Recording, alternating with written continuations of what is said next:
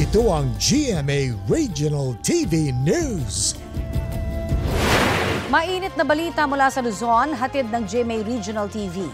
Patay ang angkas ng isang motorsiklo matapos madamay sa aksidente ng dalawang truck sa Tagkawayan, Quezon. Chris, ano ang detalye? Connie, nahagip ng truck ang motorsiklong sinasakyan ng biktima. Sa dashcam video, kita ang pag-overtake ng truck sa ilang sasakyan sa Quirino Highway sa Barangay San Vicente. Sa isa pang anggulo, makikita ang nag-overtake na truck na bumangga sa likod ng isa pang truck na nagdire-diretso sa bangin. Nahagip din ng nakabanggang truck ang motorsiklo kung saan nakaangkas ang nasawing biktima. Sugatan naman ang rider, pati na ang pahinante at driver ng truck na nahulog sa bangin at ang driver ng nakabanggang truck. Base sa investigasyon, nawala ng preno ang nakabanggang delivery truck. Nakatakdang mag-usap ang mga may-ari ng dalawang truck. Wala pang pahayag ang pamilya ng mga sakay ng motorsiklo.